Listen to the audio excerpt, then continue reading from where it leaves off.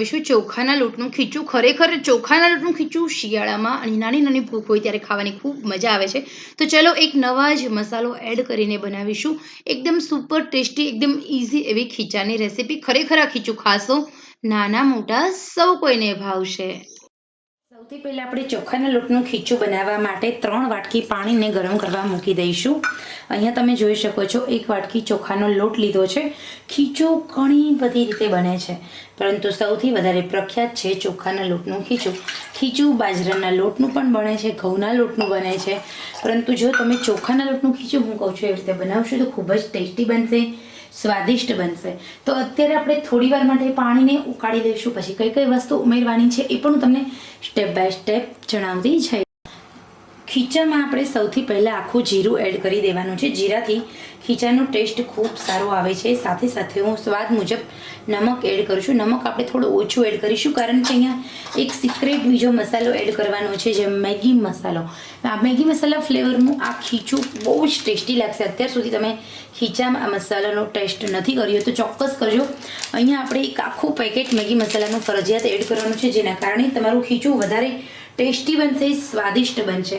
જ્યારે પણ તમે મેગી મસાલાનો ઉપયોગ કરો છો ત્યારે અહીંયા બીજી ત્રીજી કોઈ વસ્તુ એડ કરવાની નથી.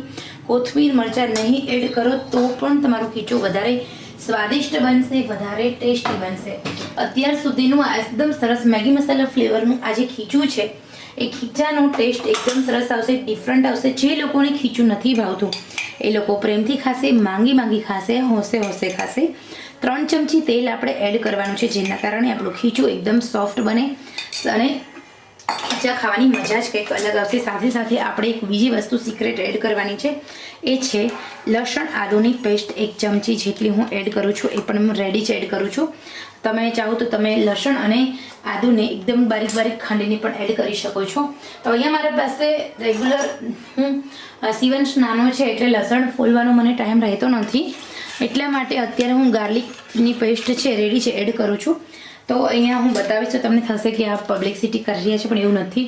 હું અહીંયા કંપનીનું નામ નહીં બતાવું, પરંતુ ગાર્લિક અને જિંજરની આ પેસ્ટ છે એ એડ કરવાથી ટેસ્ટ ખૂબ સારો આવે છે.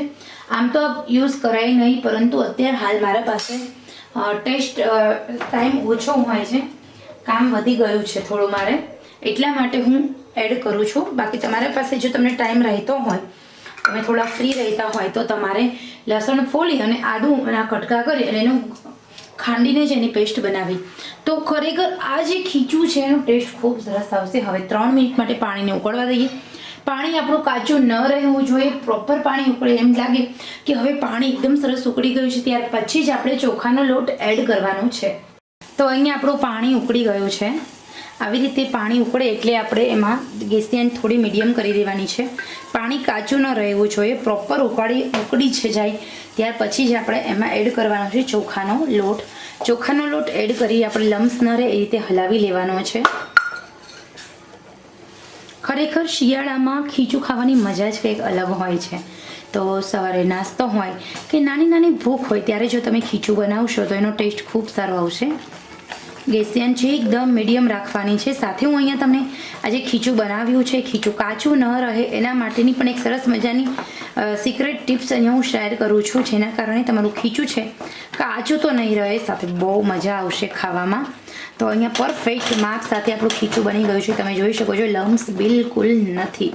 તો ખીચું જ્યારે ખાવાની ત્યારે જ મજા આવે છે જ્યારે એમાં કોઈ પણ લમ્સ ન રહેતા હોય. હવે અહીંયા જે ખીચું હોય છે એકદમ સરસ મજાનું અહીંયા સેટ થઈ ગયું છે. પાણી ગરમ હોય એટલે આ લોટ આરામથી ચડી જતો હોય છે.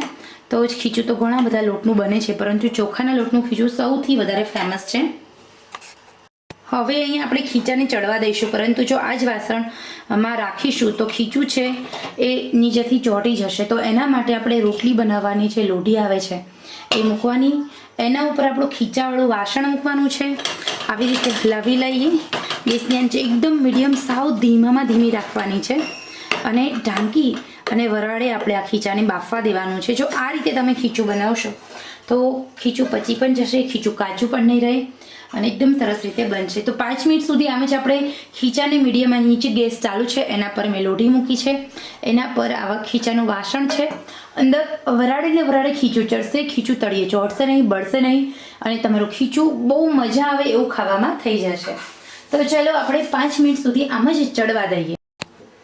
તો અહીંયા 5 મિનિટ થઈ ગઈ છે. ખીચું બનીને એકદમ રેડી છે. તૈયાર થયેલા ખીચાને પ્લેટ પર કાઢવાનું છે. પછી એમાં આપણે થોડું તેલ એડ કરવાનું છે.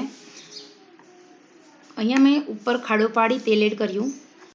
આપણે ઉપરથી લાલ મરચું જે ખાવાનું આવે છે એ થોડું સ્પ્રેડ કરીશું, ડેકોરેટ કરીશું. તો તૈયાર થઈ ગયું છે ચોખાના લોટનું એકદમ સ્વાદિષ્ટ અને નવા જ ટેસ્ટનું ખીચું. તો ખરેખર તમને પણ જો આ રેસીપી પસંદ આવી હોય તો તમે ચોક્કસ આવી રીતે ખીચું બનાવજો. રેસીપી લાઇક, શેર, સબસ્ક્રાઈબ ચોક્કસ કરશો.